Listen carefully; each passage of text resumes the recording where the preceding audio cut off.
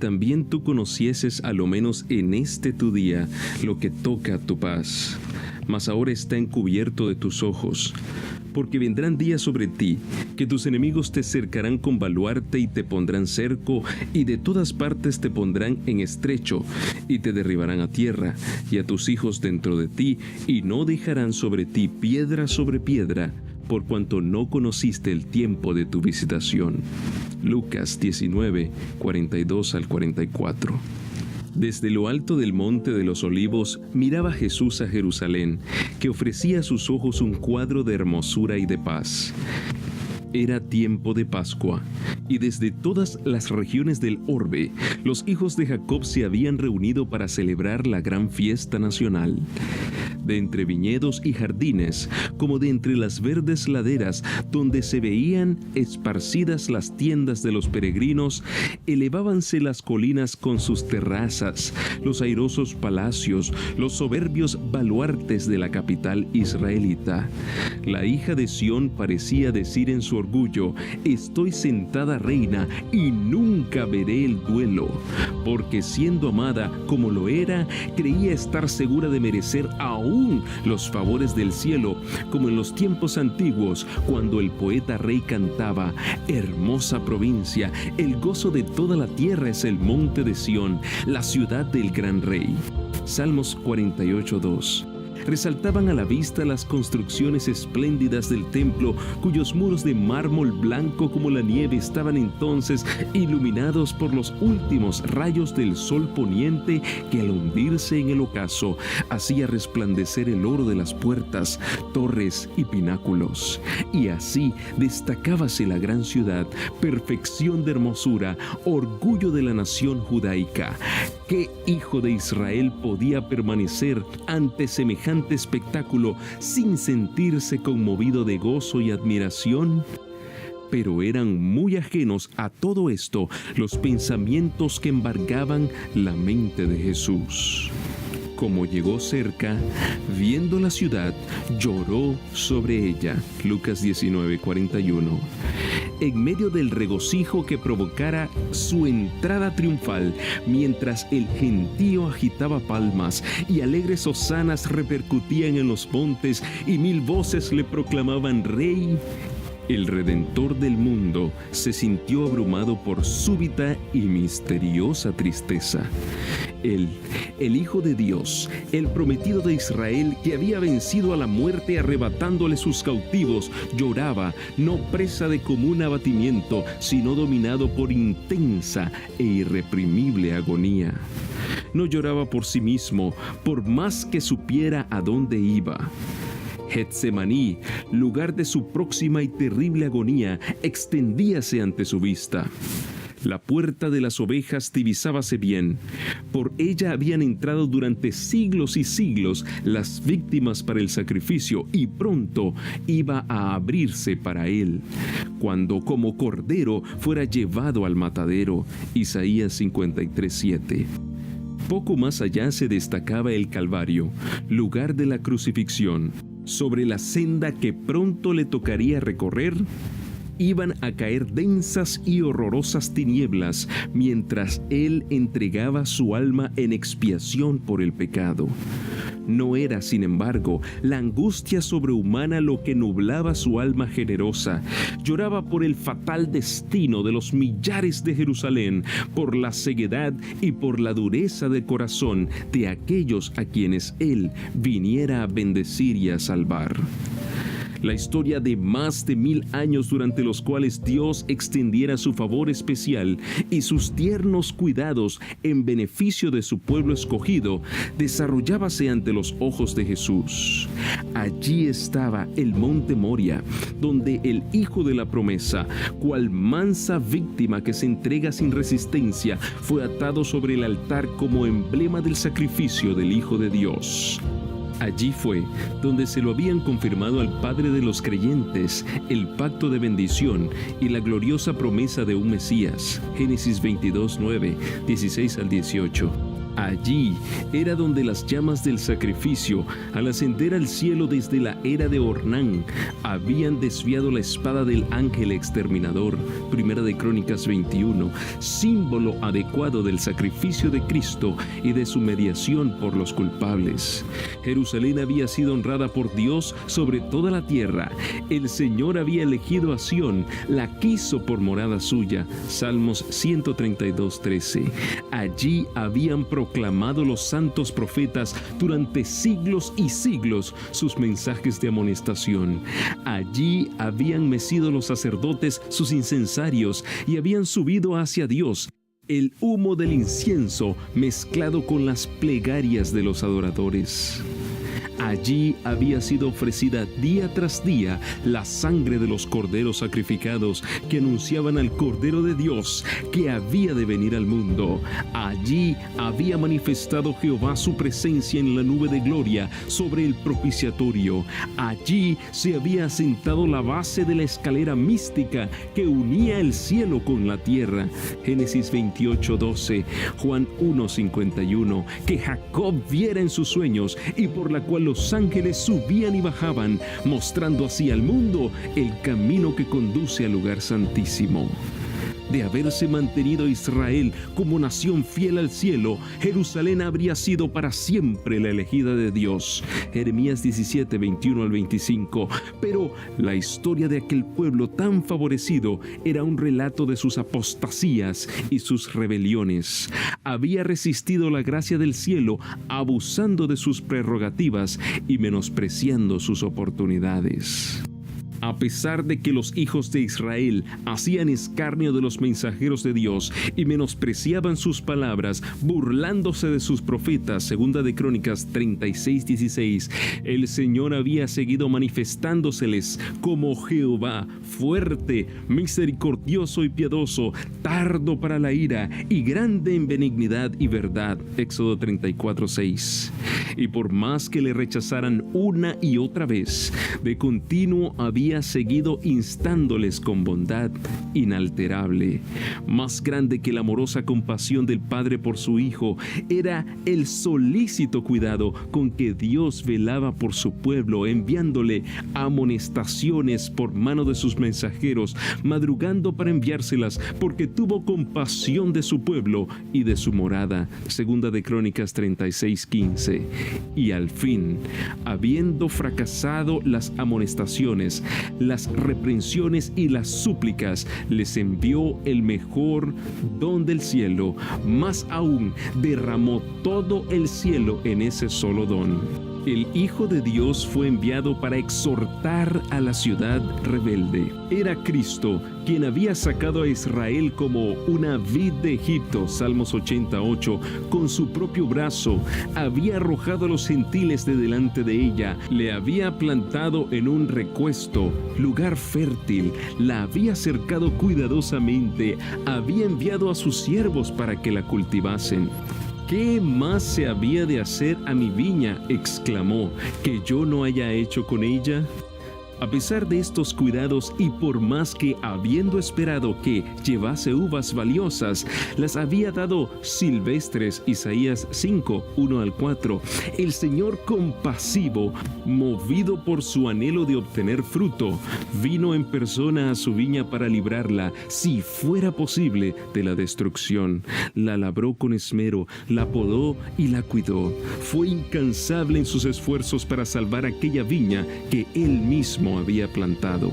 Durante 3 años, el Señor de la luz y de la gloria estuvo yendo y viniendo entre su pueblo, anduvo haciendo bienes y sanando a todos los oprimidos del diablo, curando a los de corazón quebrantado, poniendo en libertad a los cautivos, dando vista a los ciegos, haciendo andar a los cojos y oír a los sordos, limpiando a los leprosos, resucitando muertos y predicando el evangelio a los pobres. Hechos 10:34, Lucas 4:18, Mateo 11:5. A todas las clases sociales por igual dirigía el llamamiento de gracia: venid a mí, todos los que estáis trabajados y cargados, que yo os haré descansar. Mateo 11:28. A pesar de recibir por recompensa el mal por el bien y el odio a cambio de su amor, Salmo 109:5, prosiguió con firmeza su misión de paz y misericordia. Jamás fue rechazado ninguno de los que se acercaron a él en busca de su gracia. Errante y sin hogar, sufriendo cada día oprobio y penurias, solo vivió para ayudar a los pobres, aliviar a los agobiados y persuadirlos a todos a que aceptasen el don de vida. Los efluvios de la misericordia divina eran rechazados por aquellos corazones endurecidos y reacios, pero volvían sobre ellos con más vigor, impulsados por la augusta compasión y por la fuerza del amor que sobrepuja a todo entendimiento. Israel, empero, se alejó de él, apartándose así de su mejor amigo y de su único auxiliador. Su amor fue despreciado, rechazados sus dulces consejos y ridiculizadas sus cariñosas amonestaciones. La hora de esperanza y de perdón transcurrió rápidamente. La copa de la ira de Dios, por tanto tiempo contenida, estaba casi llena. La nube que había ido formándose a través de los tiempos de apostasía y rebelión veíase ya negra, cargada de maldiciones, próxima a estallar sobre un pueblo culpable, y el único que podía librarle de su suerte fatal inminente había sido menospreciado, escarnecido y rechazado, y en breve lo iban a crucificar. Cuando el Cristo estuviera clavado en la cruz del Calvario, ya habría transcurrido para Israel su día como nación favorecida y saciada de las bendiciones de Dios. La pérdida de una sola alma se considera como una calamidad infinitamente más grande que la de todas las ganancias y todos los tesoros del mundo. Pero mientras Jesús fijaba su mirada en Jerusalén, veía la ruina de toda una ciudad, de todo un pueblo, de aquella ciudad y de aquel pueblo que habían sido elegidos de Dios, su especial tesoro. Los profetas habían llorado la apostasía de Israel y lamentado las terribles desolaciones con que fueron castigadas sus culpas. Jeremías deseaba que sus ojos se volvieran manantiales de lágrimas para llorar día y noche por los muertos de la hija de su pueblo y por el rebaño del Señor que fue llevado cautivo. Jeremías 9:1, 13-17. ¿Cuál no sería entonces la angustia de aquel cuya mirada profética abarcaba no unos pocos años, sino muchos siglos? Veía el ángel exterminador blandir su espada sobre la ciudad que por tanto tiempo fuera morada de Jehová. Desde la cumbre del Monte de los Olivos, en el lugar mismo que más tarde iba a ser ocupado por Tito y sus soldados, miró a través del valle los atrios y pórticos sagrados y con los ojos nublados por las lágrimas, vio en horroroso anticipo los muros de la ciudad circundados por tropas extranjeras. Oyó el estrépito de las legiones que marchaban en son de guerra y los tristes lamentos de las madres y de los niños que lloraban por pan en la ciudad sitiada. Vio el templo santo y hermoso, los palacios y las torres devorados por las llamas, dejando en su lugar tan solo un montón de humeantes ruinas.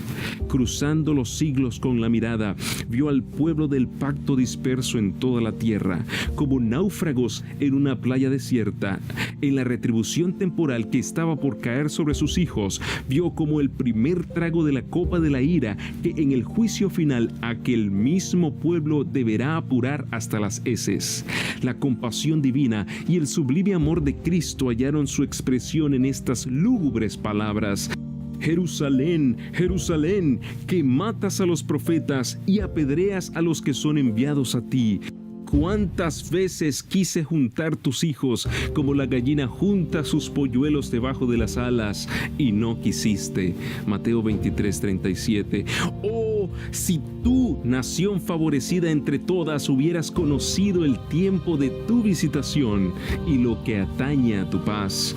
Yo detuve al ángel de justicia y te llamé al arrepentimiento, pero en vano. No rechazaste tan solo a los siervos, ni despreciaste tan solo a los enviados y profetas, sino al Santo de Israel, tu Redentor. Si eres destruida, tú sola tienes la culpa.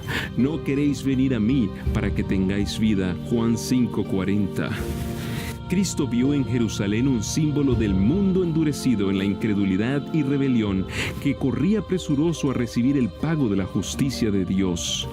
Los lamentos de una raza caída oprimían el alma del Señor y le hicieron prorrumpir en esas expresiones de dolor. Vio además las profundas huellas del pecado marcadas por la miseria humana con lágrimas y sangre. Su tierno corazón se conmovió de compasión infinita por las víctimas de los padecimientos y aflicciones de la tierra. Anheló salvarlos a todos, pero ni aun su mano podía desviar la corriente del dolor humano que del pecado dimana. Pocos buscarían la única fuente de salud. Él estaba dispuesto a derramar su misma alma hasta la muerte y poner así la salvación al alcance de todos, pero muy pocos iban a acudir a Él para tener vida eterna.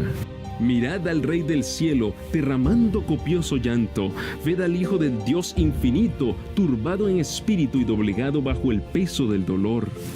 Los cielos se llenaron de asombro al contemplar semejante escena que pone tan de manifiesto la culpabilidad enorme del pecado y que nos enseña lo que le cuesta aún al poder infinito salvar al pecador de las consecuencias que le acarrea la transgresión de la ley de Dios. Dirigiendo Jesús sus miradas hasta la última generación, vio al mundo envuelto en un engaño semejante al que causó la destrucción de Jerusalén. El gran pecado de los judíos consistió en que rechazaron a Cristo. El gran pecado del mundo cristiano iba a consistir en que rechazaría la ley de Dios, que es el fundamento de su gobierno en el cielo y en la tierra. Los preceptos del Señor iban a ser menospreciados y anulados. Millones de almas sujetas al pecado, esclavas de Satanás, condenadas a sufrir la segunda muerte, se negarían a escuchar las palabras de verdad en el día de su visitación. Terrible ceguedad, extraña infatuación. 2 días antes de la Pascua, cuando Cristo se había despedido ya del templo por última vez, después de haber denunciado públicamente la hipocresía de los príncipes de Israel, volvió al Monte de los Olivos, acompañado de sus discípulos, y se sentó entre ellos en una ladera cubierta de blando césped, dominando con la vista la ciudad. Una vez más, contempló sus muros, torres y palacios. Una vez más miró el templo, que en su deslumbrante esplendor parecía una diadema de hermosura que coronara el sagrado monte. 1000 años antes, el salmista había magnificado la bondad de Dios hacia Israel, porque había escogido aquel templo como su morada. En Salem está su tabernáculo y su habitación en Sión. Escogió la tribu de Judá, el monte de Sión, al cual amó, y edificó su santuario a manera de eminencia. Salmos 76:2, 78, 68 y 69. El primer templo había sido erigido durante la época de mayor prosperidad en la historia de Israel. Vastos almacenes fueron construidos para contener los tesoros que con dicho propósito acumulara el rey David, y los planos para la edificación del templo fueron hechos por inspiración divina. Primera de Crónicas 28, 12 y 19. Salomón, el más sabio de los monarcas de Israel, completó la obra. Este templo resultó ser el edificio más soberbio que este mundo haya visto.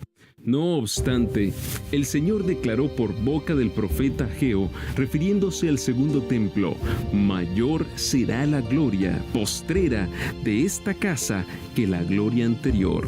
Sacudiré todas las naciones, y vendrá el deseado de todas las naciones, y llenaré esta casa de gloria, dice Jehová de los ejércitos. Ageo 2, 9 y 7. Después de su destrucción por Nabucodonosor, el templo fue reconstruido unos 5 siglos antes del nacimiento de Cristo por un pueblo que tras largo cautiverio había vuelto a su país asolado, ya casi desierto. Había entonces en Israel algunos hombres muy ancianos que habían visto la gloria del templo de Salomón y que lloraban al ver el templo nuevo que parecía tan inferior al anterior. El sentimiento que dominaba entre el pueblo nos es fielmente descrito por el profeta cuando dice: ¿Quién ha quedado entre vosotros que haya visto esta casa en su primera gloria? ¿Y cuál ahora la veis? ¿No es ella como nada delante de vuestros ojos? Ageo 2:3, Esdras 3:12. Entonces fue dada la promesa de que la gloria del segundo templo sería mayor que la del primero. Pero el segundo templo no igualó al primero en magnificencia, ni fue santificado por las señales visibles de la presencia divina con que lo fuera el templo de Salomón, ni hubo tampoco manifestaciones del poder sobrenatural que dieran realce a su dedicación. Ninguna nube de gloria cubrió al santuario que acababa de ser erigido. No hubo fuego que descendiera del cielo para consumir el sacrificio sobre el altar. La manifestación divina no se encontraba ya entre los querubines en el lugar santísimo. Ya no estaban allí el arca del testimonio, ni el propiciatorio, ni las tablas de la ley. Ninguna voz del cielo se dejaba oír para revelar la voluntad del Señor al sacerdote que preguntaba por ella. Durante varios siglos los judíos se habían esforzado para probar cómo y dónde se había cumplido la promesa que Dios había dado por Ageo. Pero el orgullo y la incredulidad habían cegado su mente de tal modo que no comprendían el verdadero significado de las palabras del profeta. Al segundo templo no le fue conferido el honor de ser cubierto con la nube de la gloria de Jehová, pero sí fue honrado con la presencia de uno en quien habitaba corporalmente la plenitud de la divinidad, de uno que era Dios mismo manifestado en carne. Cuando el Nazareno enseñó y realizó curaciones en los atrios sagrados, se cumplió la profecía gloriosa. Él era el deseado de todas las naciones que entraba en su templo. Por la presencia de Cristo y solo por ella, la gloria del segundo templo superó la del primero, pero Israel tuvo en poco al anunciado don del cielo, y con el humilde maestro que salió aquel día por la puerta de oro, la gloria había abandonado el templo para siempre. Así se cumplieron las palabras del Señor que dijo: He aquí, vuestra casa os es dejada desierta. Mateo 23:38. Los discípulos se habían llenado de asombro y hasta de temor al oír las predicciones de Cristo respecto de la destrucción del templo, y deseaban entender de un modo más completo el significado de sus palabras. Durante más de 40 años se habían prodigado riquezas, trabajo y arte arquitectónico para enaltecer los esplendores y la grandeza de aquel templo. Herodes el Grande y hasta el mismo emperador del mundo contribuyeron con los tesoros de los judíos y con las riquezas romanas a engrandecer la magnificencia del hermoso edificio. Con este objeto habíanse importado de Roma enormes bloques de preciado mármol de tamaño casi fabuloso, a los cuales los discípulos llamaron la atención del maestro diciéndole: «Mira qué piedras y qué edificios». Marcos 13:1. Pero Jesús contestó con estas solemnes y sorprendentes palabras: «De cierto os digo, que no será dejada aquí piedra sobre piedra que no sea destruida». Mateo 24:2. Los discípulos creyeron que la destrucción de Jerusalén coincidiría con los sucesos de la venida personal de Cristo, revestido de gloria temporal para ocupar el trono de un imperio universal, para castigar a los judíos impenitentes y libertar a la nación del yugo romano. Cristo les había anunciado que volvería, y por eso al oírle predecir los juicios que amenazaban a Jerusalén, se figuraron que ambas cosas sucederían al mismo tiempo, y al reunirse en derredor del Señor en el Monte de los Olivos le preguntaron: ¿cuándo serán estas cosas? ¿Y qué señal habrá de tu venida y del fin del mundo? Mateo 24:3. Lo porvenir les era misericordiosamente velado a los discípulos de haber visto con toda claridad esos dos terribles acontecimientos futuros, los sufrimientos del Redentor y su muerte, y la destrucción del templo y de la ciudad. Los discípulos hubieran sido abrumados por el miedo y el dolor. Cristo les dio un bosquejo de los sucesos culminantes que habrían de desarrollarse antes de la consumación de los tiempos. Sus palabras no fueron entendidas plenamente entonces, pero su significado iba a aclararse a medida que su pueblo necesitase la instrucción contenida en esas palabras. La profecía del Señor entrañaba un doble significado. Al par que anunciaba la ruina de Jerusalén, presagiaba también los horrores del gran día final. Jesús declaró a los discípulos los castigos que iban a caer sobre el apóstata Israel, y especialmente los que debería sufrir por haber rechazado y crucificado al Mesías. Iban a producirse señales inequívocas, precursoras del espantoso desenlace. La hora ciega llegaría presta y repentinamente, y el Salvador advirtió a sus discípulos: por lo tanto, cuando viereis la abominación del asolamiento que fue dicha por Daniel profeta, que estará en el lugar santo, el que le entienda, entonces los que estén en Judea huyan a los montes. Mateo 24:15, 16, Lucas 21:20. Tan pronto como los estándares del ejército romano idólatra fuesen clavados en el suelo sagrado, que se extendía varios estadios más allá de los muros, los creyentes en Cristo debían huir a un lugar seguro. Al ver la señal preventiva, todos los que quisieran escapar debían hacerlo sin tardar. Tanto en la tierra de Judea como en la propia ciudad de Jerusalén, el aviso de la fuga debía ser aprovechado en el acto.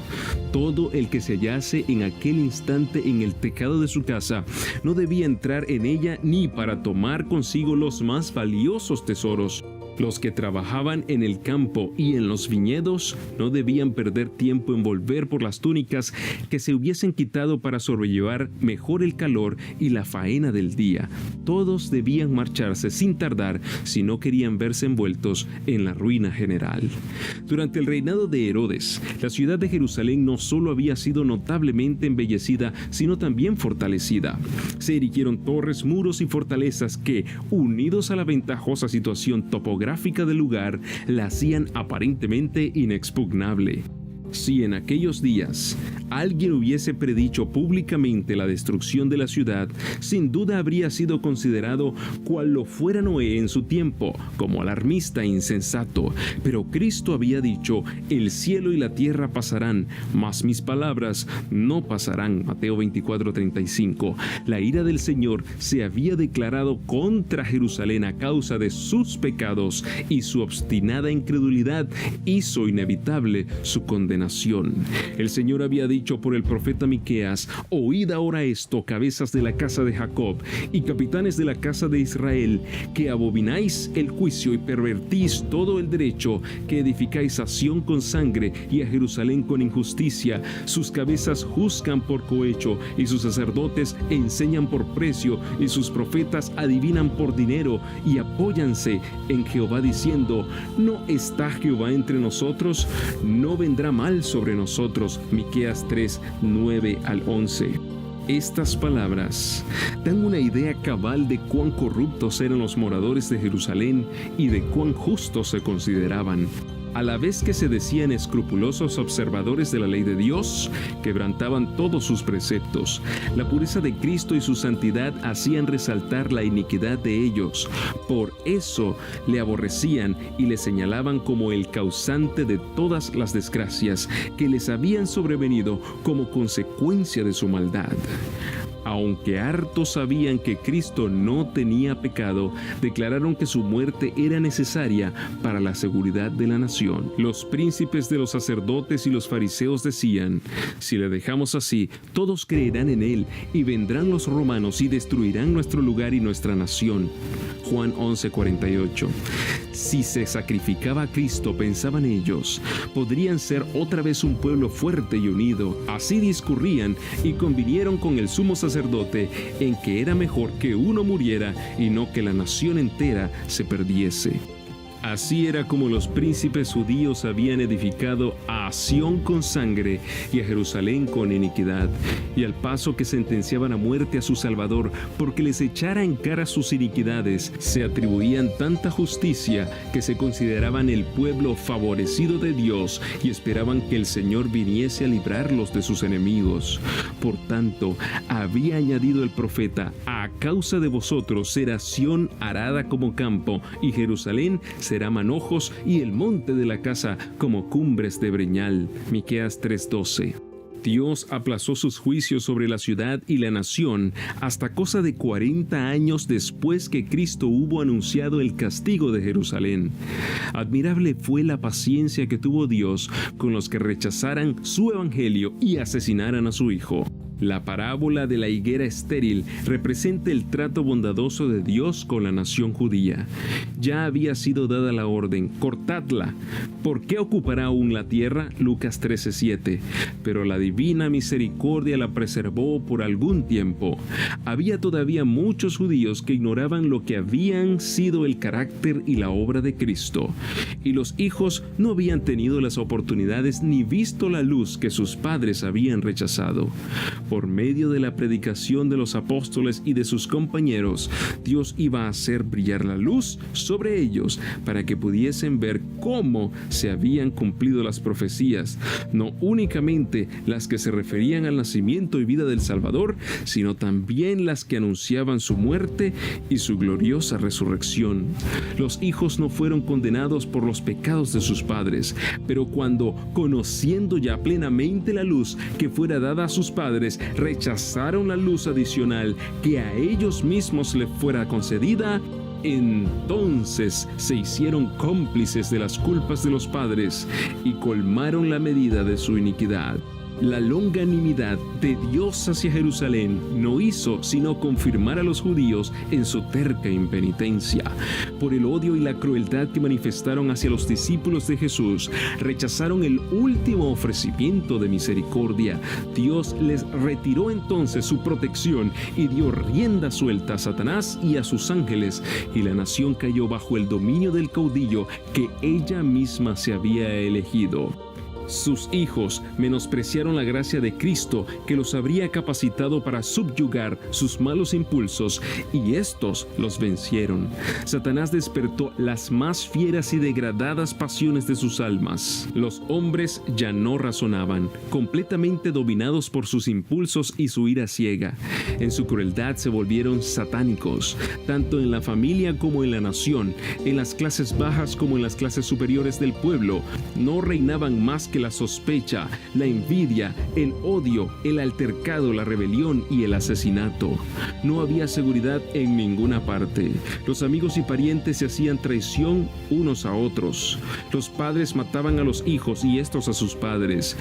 Los que gobernaban al pueblo no tenían poder para gobernarse a sí mismos. Las pasiones más desordenadas los convertían en tiranos. Los judíos habían aceptado falsos testimonios para condenar al Hijo inocente de Dios, y ahora las acusaciones más falsas hacían inseguras sus propias vidas. Con sus hechos habían expresado desde hacía tiempo sus deseos: quitad de delante de nosotros al Santo de Israel. Isaías 30:11. Y ya dichos deseos se habían cumplido. El temor de Dios no les preocupaba más. Satanás se encontraba ahora al frente de la nación, y las más altas autoridades civiles y religiosas estaban bajo su dominio. Los jefes de los bandos opuestos hacían a veces causa común para despojar y torturar a sus desgraciadas víctimas, y otras veces esas mismas facciones peleaban unas contra las otras y se daban muerte sin misericordia. Ni la santidad del templo podía refrenar su ferocidad. Los fieles eran derribados al pie de los altares y el santuario era mancillado por los cadáveres de aquellas carnicerías. No obstante, en su necia y abominable presunción, los instigadores de la obra infernal declaraban públicamente que no temían que Jerusalén fuese destruida, pues era la ciudad de Dios, y con el propósito de afianzar su satánico poder, Sobornaban a falsos profetas para que proclamaran que el pueblo debía esperar la salvación de Dios, aunque ya el templo estaba sitiado por las legiones romanas. Hasta el fin, las multitudes creyeron firmemente que el Todopoderoso intervendría para derrotar a sus adversarios. Pero Israel había despreciado la protección de Dios y no había ya defensa alguna para él. Desdichada Jerusalén, mientras la desgarraban las contiendas intestinas y la sangre de sus hijos, derramada por sus propias manos, teñía sus calles de carmesí, los ejércitos enemigos echaban a tierra sus fortalezas y mataban a sus guerreros. Todas las predicciones de Cristo acerca de la destrucción de Jerusalén se cumplieron al pie de la letra. Los judíos palparon la verdad de aquellas palabras de advertencia del Señor: con la medida que medís, se os medirá.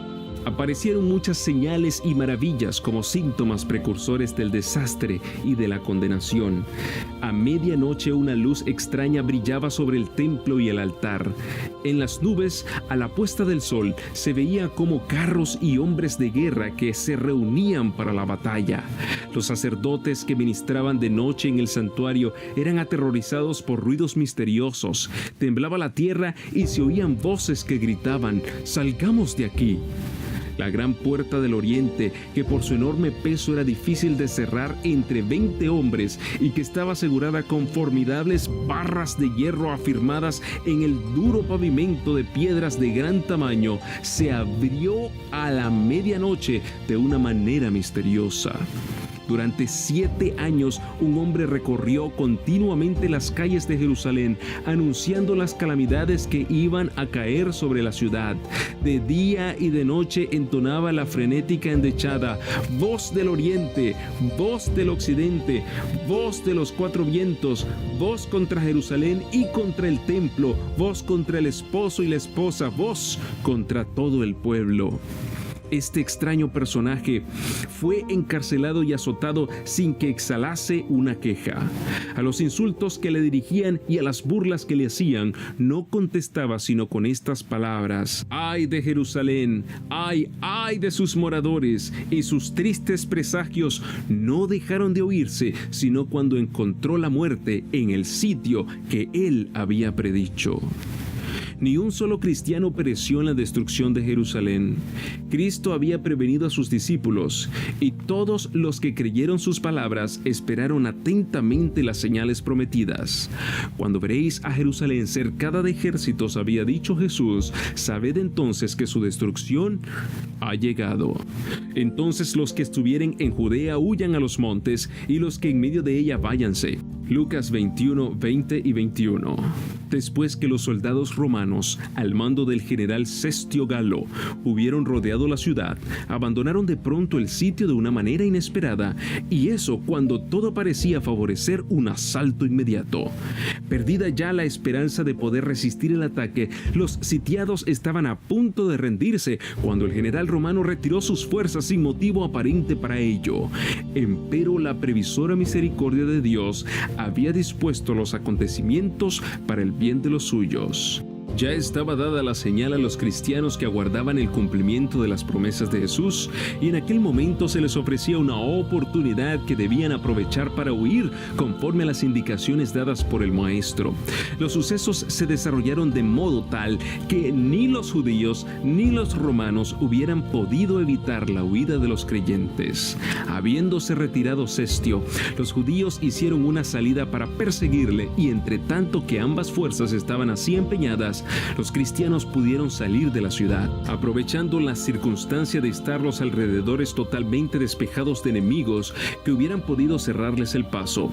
En la época del sitio, los judíos habían acudido numerosos a Jerusalén para celebrar la fiesta de los tabernáculos, y así fue como los cristianos, esparcidos por todo el país, pudieron escapar sin dificultad. Inmediatamente se encaminaron hacia un lugar seguro, la ciudad de ella en tierra de Perea, allende al Jordán. Las fuerzas judaicas perseguían de cerca a Cestio y a su ejército y cayeron sobre la retaguardia con tal furia que amenazaban destruirla totalmente. Solo a duras penas pudieron las huestes romanas completar su retirada. Los judíos no sufrieron más que pocas bajas y con los despojos que obtuvieron volvieron en triunfo a Jerusalén. Pero este éxito aparente no les acarrió sino perjuicios, pues despertó en ellos un espíritu de necia resistencia contra los romanos que no tardó en traer males incalculables a la desdichada ciudad. Espantosas fueron las calamidades que sufrió Jerusalén cuando el sitio se reanudó bajo el mando de Tito. La ciudad fue sitiada en el momento de la Pascua, cuando millones de judíos se hallaban reunidos dentro de sus muros. Los depósitos de provisiones que, de haber sido conservados, hubieran podido abastecer a toda la población por varios años, habían sido destruidos a consecuencia de la rivalidad y de las represalias de las facciones en lucha, y pronto los vecinos de Jerusalén empezaron a sucumbir a los horrores del hambre. Una media de trigo se vendía por 1 talento. Tan atroz era el hambre que los hombres roían el cuero de sus cintos, sus sandalias y las cubiertas de sus escudos. Muchos salían durante la noche para recoger las plantas silvestres que crecían fuera de los muros, a pesar de que muchos de ellos eran aprehendidos y muertos por crueles torturas, y a menudo los que lograban escapar eran despojados de aquello que habían conseguido, aún con riesgo de la vida. Los que estaban en el poder imponían los castigos más infames para obligar a los necesitados a entregar los últimos restos de provisiones que guardaban escondidos, y tamañas atrocidades eran perpetradas muchas veces por gente bien alimentada que solo deseaba almacenar provisiones para más tarde. Millares murieron a consecuencia del hambre y la pestilencia. Los afectos naturales parecían haber desaparecido.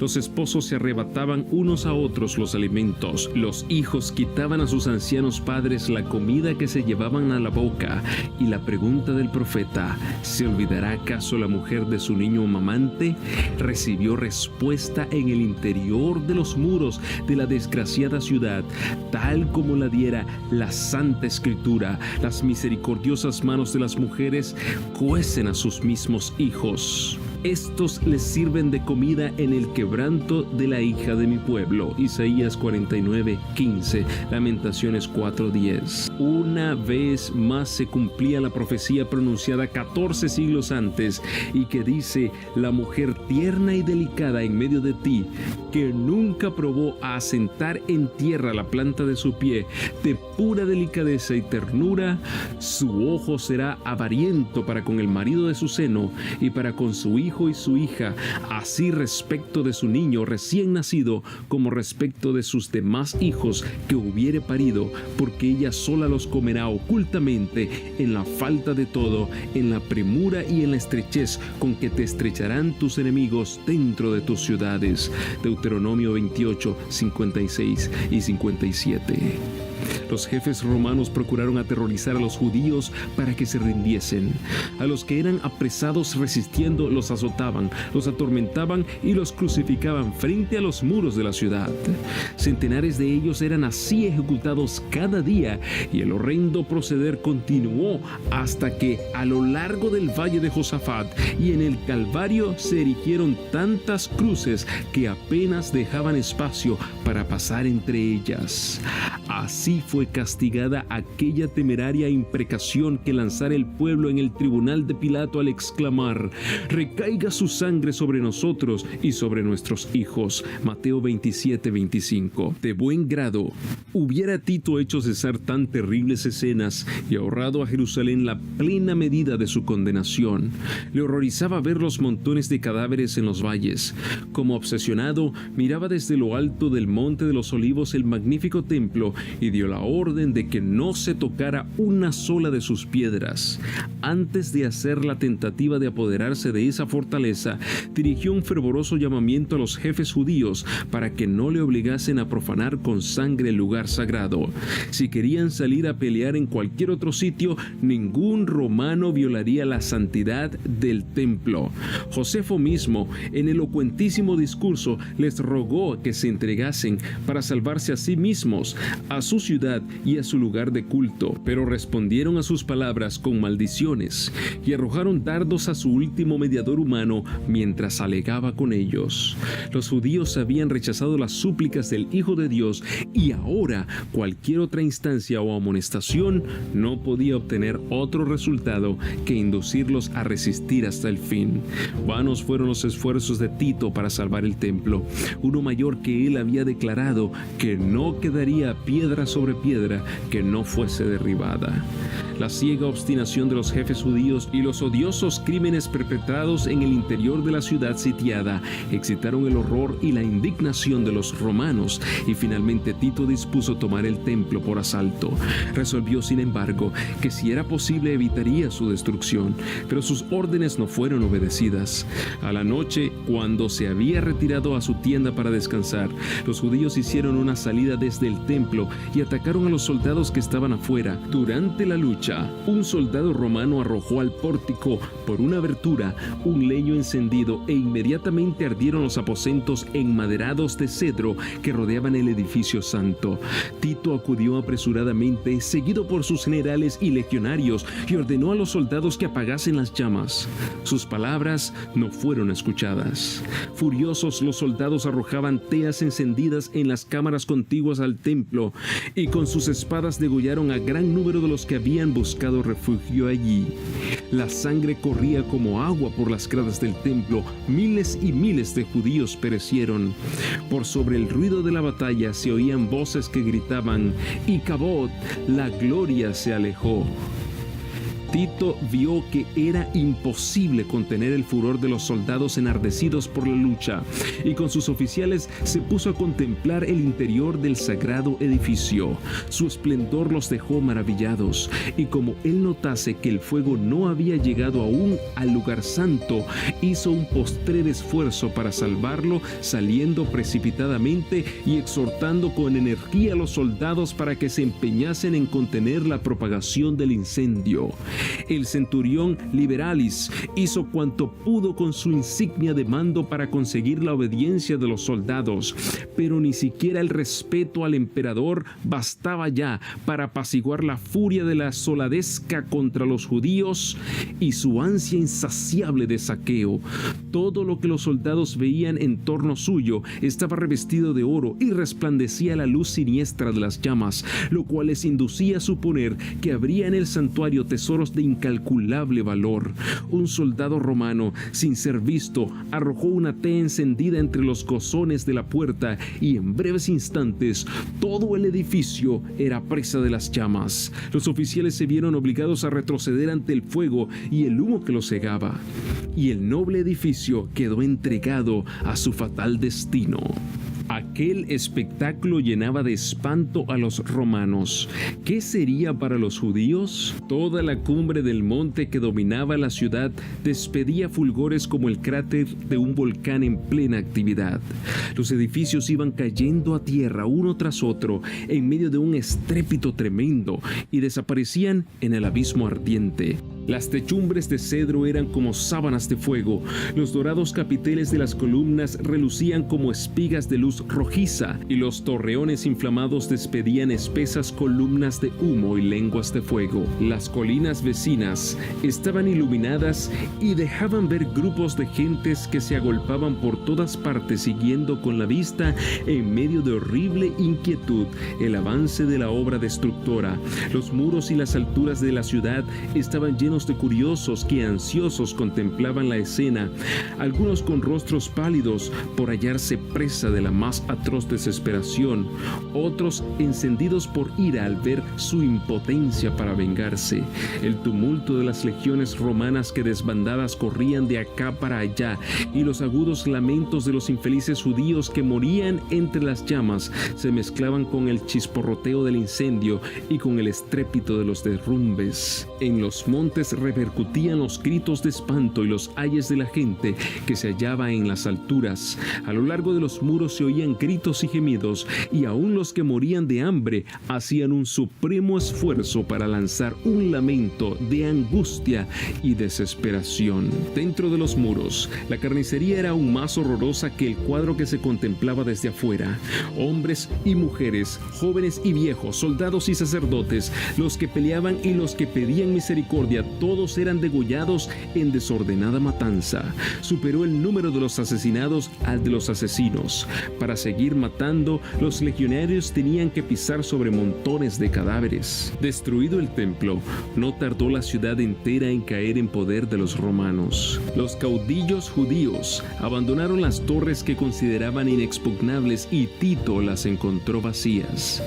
Las contempló asombrado y declaró que Dios mismo las había entregado en sus manos, pues ninguna máquina de guerra, por poderosa que fuera, hubiera logrado hacerle dueño de tan formidables baluartes.